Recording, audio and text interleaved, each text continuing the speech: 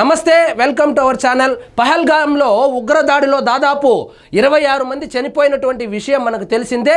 దాన్ని ఏ విధంగా తిప్పికొట్టాలి, ఉగ్రవాదులను ఏ విధంగా మట్టు పెట్టాలి, అదేవిధంగా పాకిస్తాన్ మీద ఏ విధంగా ప్రతీకారము తీర్చుకోవాలనేటువంటి అంశం మీద ప్రధానమంత్రి గారు సైనిక దళాలకు పూర్తి స్వేచ్ఛనైతే ఇచ్చారు. ఇక్కడ చూడండి, పహల్గామ్ ఉగ్రదాడికి ప్రతిస్పందనపై నిర్ణయం భద్రతా బలగాలదే. అత్యున్నత స్థాయి సమావేశంలో ప్రధాని మోడీ వెల్లడి. సో ఎటువంటి రాజకీయ ఒత్తిడి ఉండదు, మీకు ఫ్రీ హ్యాండ్ ఇస్తాము. మీరు ఏ విధంగా సమాధానం చెప్పాలనుకుంటున్నారు, మీ టార్గెట్ ఏది, అది ఖచ్చితంగా మీరు ముందుకైతే వెళ్ళండి, మీ టార్గెట్ ని అచీవ్ చేయండి అని చెప్పి పూర్తి స్వేచ్ఛనైతే ఇచ్చినట్లు తెలుస్తోంది. రక్షణ మంత్రి సిడిఎస్ జాతీయ భద్రతా సలహాదారులు హాజరు. భారత్ పాక్ మధ్య మధ్యవర్తిత్వానికి సిద్ధం ఐక్యరాజ్య సమితి సెక్రటరీ జనరల్. ఇరు దేశాలు సంయమనం పాటించండి చైనా. ఐక్యరాజ్య సమితిలో భారత్ పాక్ ప్రతినిధులకు పరస్పర ఆరోపణలు. జమ్మూ కాశ్మీర్ లో నియంత్రణ రేఖ వెంట 5వ రోజు పాక్ కాల్పులు.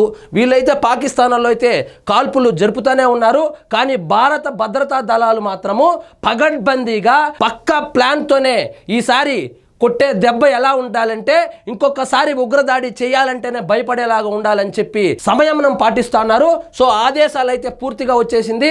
సో మీకు పూర్తి స్వేచ్ఛనిస్తా ఉన్నాను, మీరు ఏం చేయాలనుకుంటున్నారో చేయండి. దాదాపు 100 కోట్ల మంది మనోభావాలకు సంబంధించినటువంటి విషయం కాబట్టి ఖచ్చితంగా గట్టిగా తిప్పికొట్టాలనేటువంటి ఆలోచనలు అయితే ఉన్నారు. ఉగ్రవాదాన్ని మట్టి కరిపించాలనేది జాతీయ సంకల్పమని, దీనిని నెరవేర్చేందుకు దృఢ సంకల్పంతో ఉన్నట్లు మంగళవారం ఢిల్లీలోని తన నివాసంలో జరిగిన అత్యున్నత స్థాయి సమావేశంలో ప్రధాని మోడీ పునరుద్ధరించారు.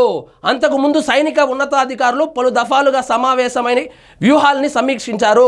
సో ఏ వ్యూహంతో ముందుకెళ్ళాలి, సో ఈసారి పక్కా ప్రణాళికతో ముందుకెళ్దాము, సో ఇది శాశ్వత పరిష్కారం దిశగా ఆలోచిద్దాము. ఇలా జరిగినప్పుడంట ఆ ఉగ్రవాదుల్ని మట్టు పెట్టడము, మళ్ళా 6 నెలల తర్వాత వాళ్ళు వచ్చి దాడులకు పాల్పడడం లాంటివి చేస్తా ఉన్నారు. కాబట్టి ఇప్పుడు పర్మనెంట్ సొల్యూషన్, సహాయ నిరాకరణ, పాకిస్తాన్కి సంబంధించినటువంటి సింధు జలాలు నిలిపివేయడము, అదేవిధంగా దౌత్య ఒప్పందాలు ఏవైతే ఉన్నాయో అవన్నీ రద్దు చేసుకోవడము, వీసాలు రద్దు చేసుకోవడము, ఇలాంటివి చేయడము. మరోవైపు అమెరికా, చైనా, రష్యా లాంటి దేశాలు కూడా పాకిస్తాన్ని తప్పుపడతా ఉండడము. ఇక్కడ చైనా అయితే కొంచెం సంయమనం పాటించండి, యుద్ధ వాతావరణం అయితే వద్దు, యుద్ధం 2 దేశాలకు మంచిది కాదని హితవు పలుకుతోంది. ఇక్కడ చూడండి, జమ్మూ కాశ్మీర్లో 48 పర్యాటక ప్రాంతాల మూసివేత. పహల్గామ్ ఉగ్రదాడి నిందితులను పట్టుకునేందుకు భారత భద్రతా బలగాలు గాలింపు చర్యలను ముమ్మరం చేశాయి. ఇంకోటి ఏంటంటే, అక్కడ ఏం జరుగుతా ఉందనేటువంటి విషయం అయితే ఎవరికి తెలియడం లేదు, ఎందుకంటే న్యూస్ ఛానల్లో లైవ్ ను కూడా ఆపేశారు. కాబట్టి అది దేశ భద్రతకు సంబంధించింది కాబట్టి అక్కడి నుంచి ఎటువంటి ఫుటేజ్లు కానీ ఫోటోలు కానీ విడుదల చేయకూడదని స్ట్రిక్ట్ ఆర్డర్స్ అయితే ఉన్నాయి. దీనికి ప్రతీకారంగా కాశ్మీర్లో మరిన్ని విద్రోహ ఘటనలు జరిగే అవకాశం ఉందని నిఘా వర్గాలు హెచ్చరించాయి. ఉగ్రమూకలకు సంబంధించి నిద్రాణ శక్తులు క్రియాశీలం అయినట్లు తెలిపాయి.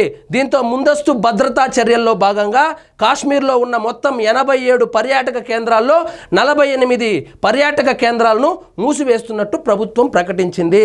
సో ఇంటెలిజెన్స్ రిపోర్ట్ ఏమొచ్చిందంటే, మళ్ళా ఉగ్రదాడి జరిగే అవకాశం ఉంది కాబట్టి ఏవైతే సెన్సిటివ్ ఏరియాలు ఉన్నాయో వాటిలో 48 పర్యాటక కేంద్రాలను మూసేసినట్లయితే ఒక ప్రకటన కూడా వచ్చింది. సో మొత్తానికి నరేంద్ర మోడీ గారు సైనిక దళాలకు పూర్తి స్వేచ్ఛనైతే ఇచ్చారు.